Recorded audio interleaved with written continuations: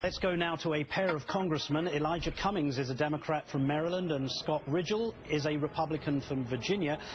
Congressman Cummings, you lost your own nephew to gun violence, and today you, alongside Congressman Riggel, with several other colleagues, have announced a bipartisan gun control piece of legislation. The bill would make it a federal crime to traffic in firearms and would impose tough penalties on so-called straw purchasers.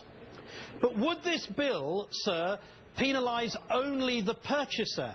And wouldn't it make more sense to actually make the seller equally culpable if a straw purchase takes place? Well, we've got several issues here, Martin.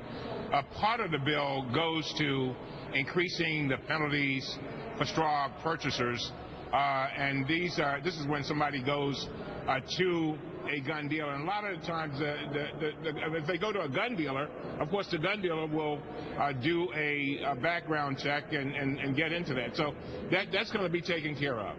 But there's another part of the bill that establishes a gun trafficking law, and basically it would address anybody down the line who might be a part of gun trafficking. In other words, if they buy a gun with the intentions of passing it on to a felon or a cartel or what have you, they would be taken care of. So I think the bill is narrow. I think it's where we want it to be, and I think it's one that hopefully more Republicans and Democrats will join in and be a part of. Well, it's certainly a positive step. Congressman Riggel, your home state of Virginia, cited by Mayor Michael Bloomberg of New York as the source of many of the guns that make their way up the I-95 and onto the streets of New York. According to the ATF, in 2011, over 1,700 guns from other states were recovered by law enforcement in Maryland alone. 418 of those were from Virginia.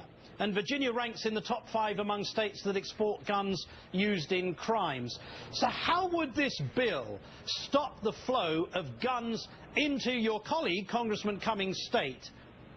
Well, Martin, this bill is a direct reflection of the wisdom and really the advice and counsel of our men and women in law enforcement and federal prosecutors. They're telling us right now that the federal law, as it is now, is insufficient. It's ambiguous. They ask us for help. That's why we're here today. And earlier we announced this legislation.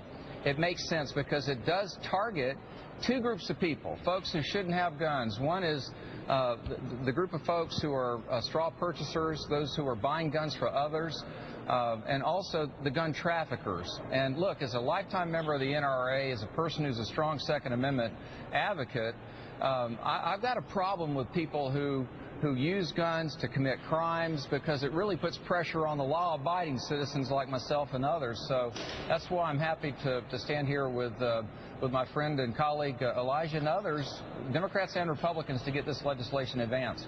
Congressman Cummings, in Chicago, where gun stores are illegal, over a quarter of the firearms seized by police in the last 5 years were purchased just outside the city limits, 1,300 from one store alone.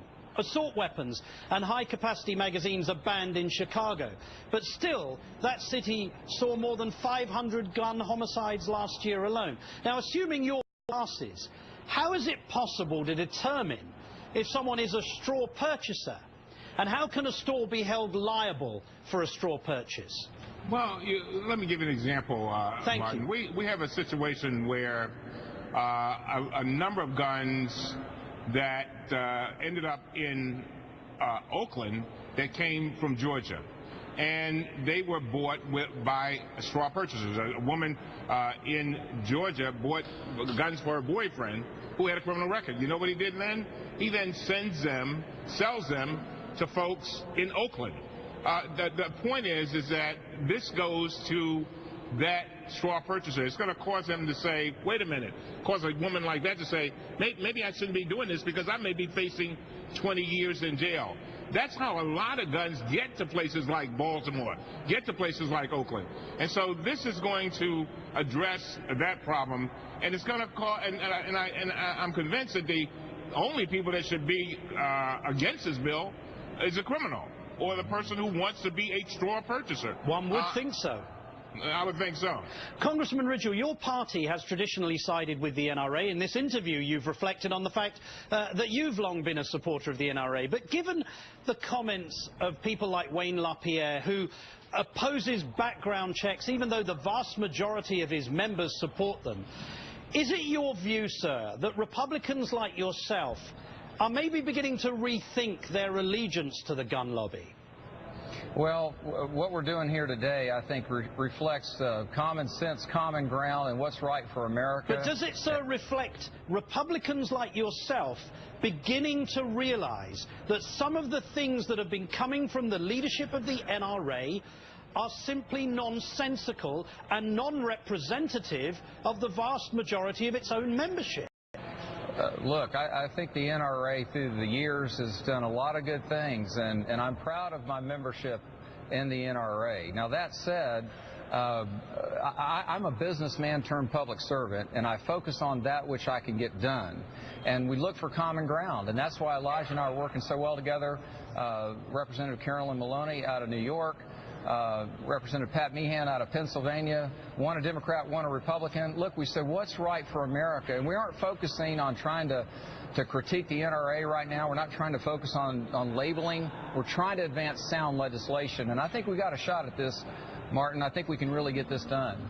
Congressman Elijah Cummings and Congressman Scott Riggel, thank you so much for being willing to work together on this critical issue. Thank you, gentlemen.